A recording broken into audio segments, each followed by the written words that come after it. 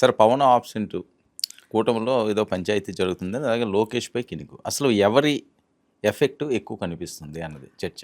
మరి లేడు కదా, స్టార్ హీరో లేకుండా సినిమా బొమ్మ పడింది కానీ స్టార్ హీరో కనిపించింది. అంటే ఆయన వేరే కార్యక్రమంలో ఉన్నారని కదా విశాఖపట్నంలోని. అమరావతి మొదటి అడుగు చారిత్రాత్మకమైన రోజు ఇన్ని చెప్తున్నటువంటి సమయంలో ఆ వేదిక మీద power star come deputy chief minister come ఒక విధంగా ఆర్కిటెక్ట్ ఆఫ్ ది అలయన్స్, కూటమి నిర్మాత, పునాది వేసిన వ్యక్తి అని చెప్పినటువంటి ఆయన ఇంతకంటే గొప్పగా సందర్భం ఏముంటుందండి? నాకు అర్థం కాదు. కూటమికి పోనీ ఆసుపత్రిలో ఉన్నారు, రాలేని పరిస్థితుల్లో ఉన్నారు అంటే అది వేరే సంగతి. ఆయన ఏనుగుల యొక్క కార్యక్రమంలో ఉన్నారు. సార్ ఖచ్చితంగా వ్యాఖ్యాతలు, పరిశీలకులు, చూసేవాళ్ళు ఎవరైనా కావచ్చు, మీరు అనరా, మీరు అవతల పక్షాన్ని ఉంటే మీరు కూడా అంటారు కదా. కాబట్టి నిన్న వేదిక మీద పవన్ కళ్యాణ్ లేకపోవడం అనేది ఖచ్చితంగా నోటబుల్ ఆప్షన్స్, గమనించదగినటువంటి గైర్హాజరు. ఆ సమయం పైగా మీరు చూడండి, గత 2-3 కేబినెట్ సమావేశాలకు కూడా ఆయన వెళ్ళటం లేదు. నేను మీతో చాలాసార్లు చెప్పాను, ఈ మధ్య కీలకమైన రాజకీయ ప్రకటనలు, పాలనా ప్రకటనలు పవన్ కళ్యాణ్ గారి నుంచి రావట్లేదు.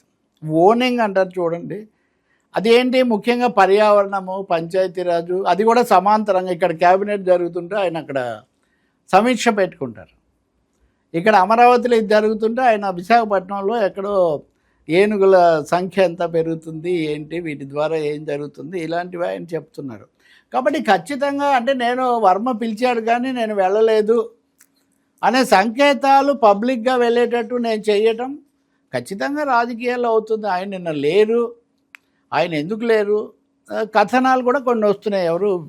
మీరేమైనా చర్చలు చేశారేమో నాకు తెలీదు, కానీ పవన్ కళ్యాణ్ మంత్రి నారాయణ వెళ్ళి పిలిచారు. నారాయణ ఏమో దీనికి ఆయనే కదా సమన్వయకర్త మొత్తం. ఆయన వెళ్ళి ఒకరోజు ముందే పిలిచారు. ఆ ముందు నుంచి కూడా దీనికి తగిన ప్రణాళిక లేదనే ఒక భావం కూడా ఆయనకు ఉందంట. మరి తెలియదు మనకు, ఇవి వాళ్ళు ఇవ్వాల్సిందే. కానీ నిన్న అయితే మటుకు చాలా చారిత్రక సందర్భం, అది ఇది అని చెప్తున్నప్పుడు, అంత పెద్ద ఇదైనప్పుడు అక్కడ పవన్ కళ్యాణ్ లేకపోవడం మటుకు అది కొట్టొచ్చినట్టు కనపడింది. పోనీ వేరే చోట ఉండి కూడా ఆయన ఏం దీన్ని స్వాగతిస్తూ అట్లాంటిది కూడా చెప్పింది ఏం లేదు. కానీ చంద్రబాబు నాయుడు వేదిక మీద పవన్ కళ్యాణ్ ప్రస్తావన చేశారు. అవును, అంతకుముందు పవన్ కళ్యాణ్ వస్తే ముళ్ళ కంచెలు పెట్టారు సార్, జగన్మోహన్ రెడ్డి వస్తే పసుపు నీళ్ళు చల్లారు సార్. అలాగే మళ్ళీ చంద్రబాబు నాయుడు వస్తే బొత్స సత్యనారాయణ లేదా అప్పుడు డీజీపీ నిరసన తెలిపారు సార్. ఈ పార్టీలు, ఈ పరిణామాలు చాలా కాలంగా చూస్తున్నవాడిని కాబట్టి నేను చెప్పగలిగింది. పవన్ వచ్చింది కూడా నా పుస్తకంలో కూడా ఆయన ఫోటో ఉంటుంది.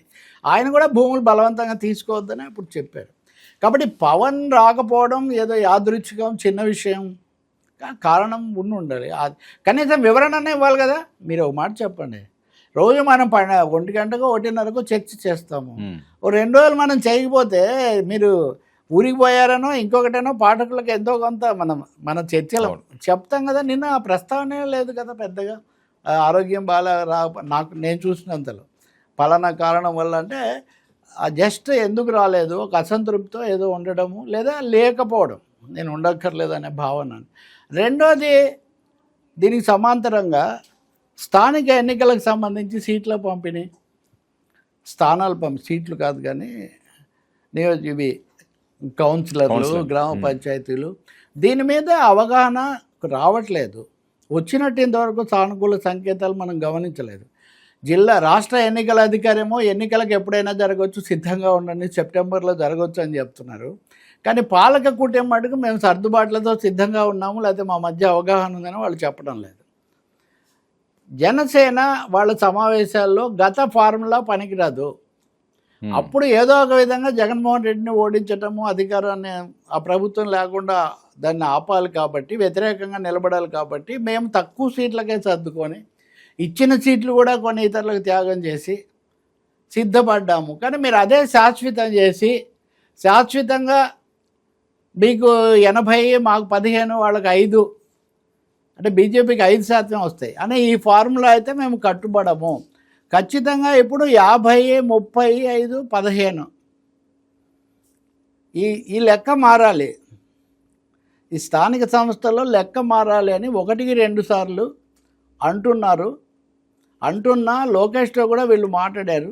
ఇవన్నీ రాజకీయ వర్గాల్లో వా వ్యాప్తిలో ఉన్న మీడియాకు తెలిసి వస్తున్నవి, వాళ్ళే నిర్ధారించాలి. లోకేష్ కూడా కష్టము పోయినసరే చాలా అకామిడేట్ చేశాము, ఇప్పుడు ఏంటి మేము కలిసినందుకే మీరు గెలిచారని వాళ్ళు భావిస్తున్నారు. పెద్ద ఏనుగులాగా పెద్ద శక్తిగా మేము ఉంటే మీరు వచ్చి కలిశారు. తెలుగుదేశం ఎప్పుడో కూడా నాకు బాగా తెలుసు కదా, వాళ్ళు కమ్యూనిస్టులతో పొత్తు పెట్టుకున్నప్పుడు కూడా ముఖ్యంగా చంద్రబాబు ప్రధాన వాదన ఏంటంటే మేము గెలిస్తే మీరు గెలుస్తారు, మేము గెలవకపోతే మీరు గెలవరు, కాబట్టి మాదే ప్రధానం, మేమే నిర్ణయిస్తాం అన్నది నిజానికి ఒకప్పుడు అది కూడా తీసుకొచ్చారు. ఏ పార్టీ పెద్దగా ఉండే వాళ్ళని మిగతా వాళ్ళు ఫాలో అవ్వాలని. కాబట్టి ఇటువంటిది ఏదో వాళ్ళు చెప్తున్నారు. కానీ పవన్ కళ్యాణ్ జనసేన తీసుకున్న సీట్ల కంటే ఆయన గ్లామర్, ఆయన ఫ్యాక్టర్ చాలా ఎక్కువ, చాలా కెమిస్ట్రీ మార్చడానికి అది చాలా ఉపయోగపడింది. మూడవది, ఎదిగి రావాల్సిన నాయకుడిగా ఎప్పుడూ ఇంకా అదే దాంతో గొర్రె తోకలాగా ఉండిపోవడం కుదరదు అనే దాంతో జనసేన స్పష్టంగా పవన్ కళ్యాణ్ రాకపోవడం, అది కందులు దుర్గేష్ కూడా రాలేదు, ఆయన కూడా పక్కనే సమీపంలోనే ఉన్నారు. నాదెండ్ల మనోహర్ విషయం వేరు.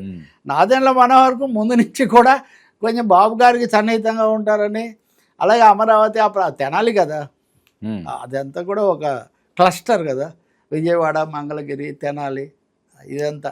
కాబట్టి నాదెండ్ల మనోహర్ ఉన్నప్పటికీ కూడా ఇంకా ఒకరిద్దరు రాలేదు. సో జనసేనకు సంబంధించిన చాలామంది కొంచెం అంటీముట్టనట్టుగానే దీనికి ఉన్నారు. దీనికి ఎన్నికలకు సంబంధించిన దాని మీద క్లారిటీ ఇవ్వలేదని, కనీసం స్థానిక ఎన్నికల మీద వాళ్ళు చేస్తున్న కొత్త సూచన, కొత్త అభ్యర్థన, ప్రతిపాదనకు ప్రభుత్వం నుంచి కూటమి తెలుగుదేశం నుంచి ప్రతిస్పందన, సానుకూల స్పందన లేకపోవడం వల్ల అసంతృప్తి అయితే కొంత చెందారు. మూడవది, ఎప్పుడు ఇంకా 15 ఏళ్ళు కొనసాగుతుందని చెప్పి ఎప్పుడు మనం 15 ఏళ్ళు ఎలా అయినా కొనసాగిస్తామని టేకన్ ఫర్ గ్రాంటెడ్గా తీసుకుంటున్నారు. ఒక విస్తృత దృష్టితో 15 ఏళ్ళు అని బీజేపీని, ఎన్డీఏని కూడా దృష్టిలో పెట్టుకొని అంటున్న మాట తప్ప